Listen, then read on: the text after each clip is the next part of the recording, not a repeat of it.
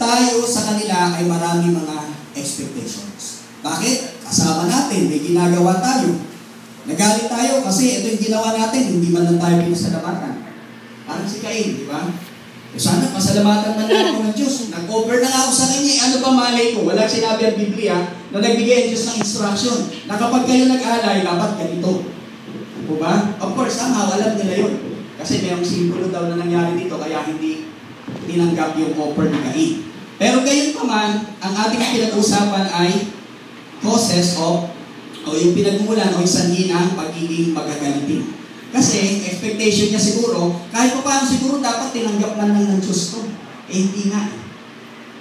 At ang problema sa expectations na to, yung expectations natin na gustong gawin ng ibang tao sa atin, minsan iba naman yung gusto nila. Halimbawa, pagpapakita ng pag-ibig, sabi nung isang pag-aaral sa isang libro ay we have different, yung needs, di ba?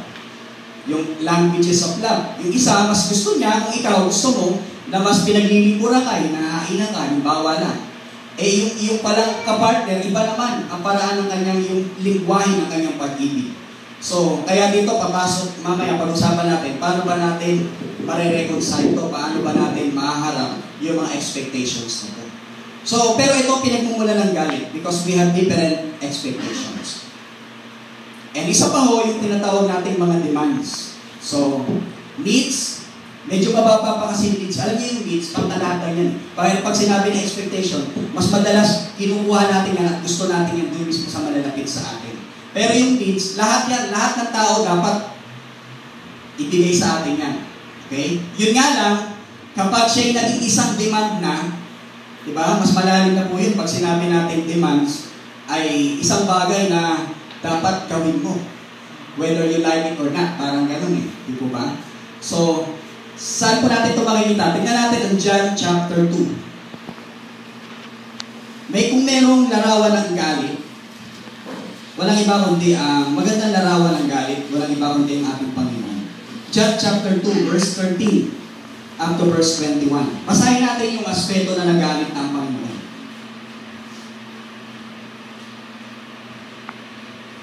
Alam mo natin ang istorya, nagbebenta sila ng kung ano-ano sa templo, ayaw ng Diyos yun. Pero maganda kay Jesus, isipin natin ito. Ang Panginoon, may karapatan siya mag-demand, kaya may karapatan siya magalit.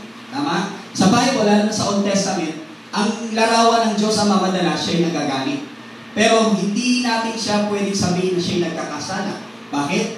Kasi yung kanyang demands ay sabi nga natin, eligible yun, parang something na necessary o realistic in a sense, na kung saan, kailangan niyang gawin yun kasi Diyos siya.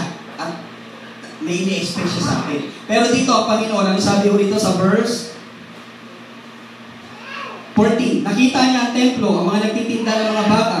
Nakita niya sa templo, ang mga nagtitinda ng mga baka, tupa at kalapati, at ang mga namamalit ng salapi. Kumuha siya ng lubid at ginawa niyang panghagupit at pinagtabuyan niyang palabas ang mga nagtitinda. Pati na mga baka at tupa. Isinabog niya ang mga salapi ng mga namamalit ng pera at pinagtataob ang kanilang mga mesa. Pinagsabihan niya ang mga nagtitinda ng kalapati, alisin ninyo dito ang mga iyan. Huwag ninyong gawing palengke ang bahay ng aking ama. Verse 17, naalala nga ng mga alagad na sinasabi sa kasulatan, ang malasakit ko sa iyong tahanan ay matinding-matindi sa aking kalooban. Dahil dito yung tinanong siya ng mga pinuno, marami na akong sumunod doon na eksena. Pero ito ang sitwasyon, nagalit ang Panginoon. Para bang yung sitwasyon na galing mo siya sa bundok, di ba? Siya'y nanalangin kasama si Peter, James, and John. Tapos pagbaba niya, nagkakagulo yung mga tao. Anong nangyari? Kasi merong inaanihan ng demonyo, ng bata, hindi na mapalayas. Di po ba? Ang sabi ko ng Mark chapter 8, I think nasa Mark chapter 8 o Mark chapter 14. Pero alam mo yung istorya. Diba? Bumaba ang Panginoon. Yun na naman yung isang eksena na galit ang Panginoon. Bakit? Sabi niya, hanggang kailan ko kayo pagtitiisan, lahing walang pananampalataya. Ilapit ko sa akin ang bata. Tapos pinalayas niya, di ba? Tapos marahil napapakamot yung mga disipulo. Hindi namin napalayas yun. Tapos tinanong nila ang Panginoon, hindi namin napalayas. Sabi niya, may ganyang uri ng espiritu na hindi mapapalayas kung sa kumita ng panalangin at pag-aayuno. Pero ang eksena na gusto kong tingnan natin, yung sitwasyon na nagkaalit na naman ang Panginoon sa kanila. Bakit? Kasi may ini-expect ang Diyos sa kanila. Bilang Diyos, At bilang teacher din nila, dapat ganito na kayo. Bakit hanggang ngayon ganyan pa rin kayo? In a sense, parang demands na rin yun ng Diyos sa kanila. Dapat ganito na kayo. At si Jesus bilang Diyos at bilang guro nila, of course, may karapatan siyang gawin yun. At may karapatan din siyang magalit. Pero tayo bilang tao, may mga tagpo at pagkakataon sa buhay natin. Aminin natin sa hindi, pero pinagmumulan, lalo na yung mga matitinding galit natin, nagmumula hindi lang dahil hindi natugunan yung ating mga natural need, hindi lang madalas tayo, hindi na fulfill yung ating expectation, pero madalas itong isang level na mas mataas, may mga demands tayo. Di po ba? Na hindi na ibibigay sa atin. Kasi may mga pagkakataon naman, necessary naman yan. Halimbawa, may sakit ka, biglaan, halimbawa, tapos wala ka namang kasama, at syempre walang ibang tutulong sa'yo, kundi malalapit sa'yo.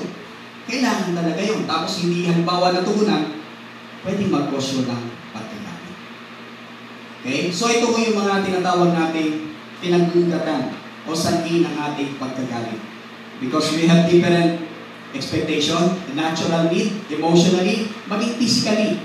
Physical need, emotional need, and even spiritual need. At of course, yung tinatawag nating mga demands. Tignan natin, ano ba pwedeng maging epekto kapag tayo ay nagagalit? Balik tayo kay Cain. Ano nangyari dito kay Cain? Pumatay. Sabi ko dun sa mga bata pag Sunday school, tandaan nyo, para hindi nyo malimutan, si Cain, kinain siya ng galit niya. Kasi siya yung kumain sa galit niya, mas nakontrol siya ng galit niya. Diba? At maraming resulta, nabanggit ko na ho kanina. Una, tignan ho ninyo yung kanyang mukha. Diba? Meron hong physical effects, alam niyo po ba, ang anger. Ayon sa studies, ayan, may doktor po tayo dito, yung kinalaman ng mga physical diseases dun sa aspeto ng pagkagalit. Diba? Dito kitang-kita nag-iba yung itsura ng kanyang mukha. Pwede natin sabihin, sabi nga nila, ang anger daw is a great facilitator of every diseases. No? And even yung mga tinatawag natin mga ungodly behavior. Facilitator siya. Si Cain, nagalit siya dahil doon pumatay siya. Tama po? Nagalit siya, nagsinungaling siya. Bakit? Sabi ng Diyos, nasaan ang iyong kapatid? Hindi ko alam, bakit? Ako pa biro mo, ang Diyos, sinabot niya ba? Kaya, alam niya, pinag-aaralan mo ito. Kasi, pag nag-aaral ng Bible, imagine ko lang, ano kaya? Diba? Parang, nagalit siya sa Diyos, tapos binigyan siya ng instruction ng Diyos, mas marunong pa siya sa Diyos. Diba? Sabi ng Diyos, nasaan? Kaya dito yung sinasabi natin, yung tanong na madalas kinamote natin. Ako may tagapag-alaga ng kapatid ko. Siyempre, panganay ka, di ba? So, ano nangyari? Facilitator ang galit sa maraming mga pag-uugali na hindi maganda. Pumatay siya, nagsinungaling siya, ano pa? Nasira yung relasyon niya sa kapatid niya. Di ba? Sabi nga, kung merong matinding galit, sabi rin ng Proverbs, ang pwedeng epekto ng galit, ang pinakamasakit ay pagkasira ng ugnayan ng relasyon. Di ba? Sabi nga ho ng James chapter 1 verse 19, tingnan nga po natin. Ano po sinasabi ng James chapter 1 verse 19, Santiago. Mga kapatid kong minamahal, unawain niyo ito, maging alisto kayo sa pakikinig, dahan-dahan sa pagsasalita, at huwag agad magagalit. Bakit? Ang sabi ko dyan sa verse 20, dahil ang galit ay hindi nakakatulong upang tayo'y maging kalugod-lugod sa paningin ng Diyos.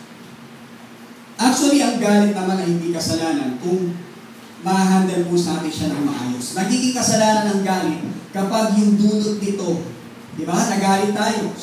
Katulad ni Cain, pumatay tayo. Parang katulad, ang galit daw parang temptation yan. Ang temptation hindi kasalanan. Di ba? Kailan nagiging mali ang temptation? Kapag nahulog ka sa kasalanan. Ang anger, parang neutral din siya, parang isang kutsilyo. Hindi pwede sabihin, kutsilyo yan, masama yan. Hindi. Kutsilyo, kung gagamitin mo sa tama, magiging maayos. Di po ba? Ang galit, ganun din po. Nagiging kasalanan to pag nagtungo na sa hatred, resentment, at of course, yung tinatawag nating violence. Ang pinakamalinaw na pinapacilitate, madalas na ini-ignite daw ng galit, ay violence. Di ba?